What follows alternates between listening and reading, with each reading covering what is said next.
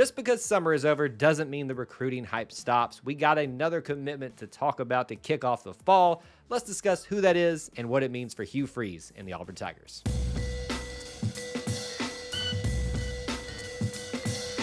War Eagle, and welcome back to the channel. My name is Kyle here at E2C Network, where we share the Auburn experience. As you're watching or listening today, be sure to drop a comment down below. We'd love to hear your thoughts about this topic as we're sharing ours. We do want to remind you of our friends at Alumni Hall. As an affiliate of theirs, we know how great they are at helping you get geared up for game day, which is just around the corner, folks. Don't forget that. Don't hesitate. Go visit them at a store in Auburn, Opelika, or Huntsville, or better yet, you can shop online.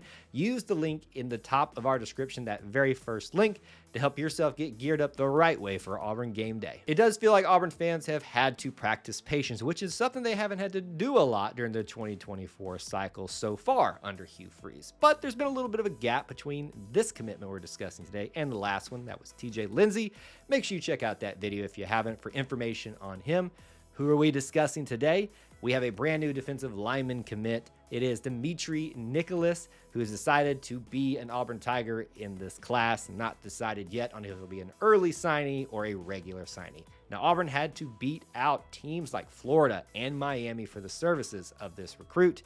He is the first official commit of the fall, and he'll be the second defensive lineman in a row that Auburn has picked up in this class. Let's start off by talking about the timeline of events that brought us to the point of his commitment today.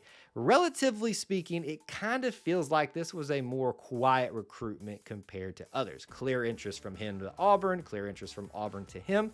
That's basically what we kind of knew. It was just a question of, is he ready to commit or not? The relationship began back in August of 2022 with the previous staff and was maintained through to the current staff. He did take an unofficial visit finally to Auburn on Big Cat Weekend, which clearly made a humongous impact on him. And eventually, right before his season started for his senior year of high school, committed to the Auburn Tigers. Now that you know how he got here, let's talk about some facts that you need to know about Dimitry Nicolas. He's listed at about a 3 to a 4-star prospect out of Opelika, Florida. Let me say that again, Opelika, not Opelika, for those of you in the Auburn area. It's kind of an interesting dynamic there. Opelika, Florida, and plays for Miami Norland High School. He's listed measurable-wise about 6'3" to 6'4", 290 to 295 pounds, and a lot of people feel like he's still got some room to grow. That puts him somewhere in the category and is expected to play an interior defensive lineman, most likely defensive tackle, nose tackle type of thing. Now let's back up those facts with a few stats. These stats will come from his junior year, but the interesting thing is I'm literally recording this video and he's probably playing in his first game of his senior year, so look for some updates from him very soon. But for his junior year at his previous school, transferred into Miami Norland for his senior year, those stats were 33 total tackles on the year. 15 were tackles for loss, including 8 sacks and 5 quarterback hurries. Very impressive stats for him, and probably more coming in the senior year. Now, a few storylines around his commitment. It does seem like this is going to help rebuild or recapture some of that momentum that had literally heated up during the summer for Auburn football as one of the hottest teams for that cycle throughout those months. This is also an interesting tie back to Auburn as well.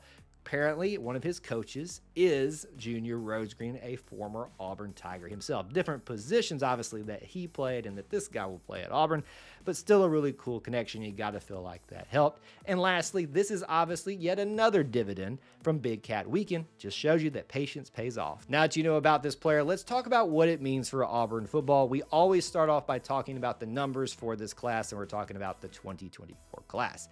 With this commitment, it now brings it to 17 total on this class at the time of us doing this video. Obviously, things can change, but at this time, 17 total commitments, all from the high school ranks. It also makes it the 11th defensive side of the ball recruit and the 3rd on the defensive line. Now let's answer the question, what might his playing opportunities be when he arrives onto campus?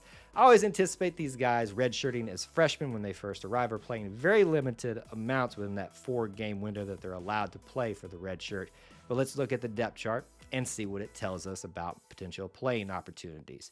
If you look at it thus far, you've got about 3 seniors that are leaving: Messiah Nasili Kite, Marcus Harris, Loris Johnson, about 4 juniors that could happen in any different category, leaving for the NFL, maybe staying, maybe going somewhere else. The next up guys, Darren Reed, Wilkie Denod, Steven Johnson, and then you got to even think about the guys who are here in this class that are going to be part of this equation too. Malik Blockton, TJ Lindsey. Seems like there's a lot to battle, but anybody can win a spot when they get here onto campus. Now let's talk about where he comes from, because it's important in the recruiting game for building and maintaining pipelines. The big 3 states we talk about for Auburn: Alabama, Georgia, and this one, Florida. This is the 3rd one in this class from the state of Florida, starting to build some momentum there, and the 2nd in a row from the state of Florida. More importantly, this guy is from the Miami area, which is just known for being a talent-rich area, and Auburn has had a good history throughout different, well, shall we say, coaching staffs and administrations of maintaining roots down there. Happy to see that it continues even now. And finally, let's talk about what this commitment could mean for the rest of the 2024 class, and even more specifically at the defensive lineman position. We're going to break it down several ways to kind of answer that question. If we look at the roster currently, 14 total defensive linemen so far. 11 of those have the best chance of playing this year in my estimation. That breaks down even further to 3 seniors, 4 juniors, and 4 freshmen. If you look at it right now with who we currently have in the class, it's 3 total defensive linemen. With those 3 seniors that are most likely going to be gone at the end of this year, that means all 3 of those spots are now filled. Now that's dependent upon what position actually each of these guys plays on the defensive line and what spots are opening up officially, but it looks like that the needs have been filled. But my guess, as it always is with Hugh Freeze, I don't think we're quite done yet. So that's my thoughts on your brand new commitment, Dimitry Nicolas. I would love to hear your thoughts down in the comment section below about what we talked about here and what thoughts that you might have that we didn't discuss here about this commitment.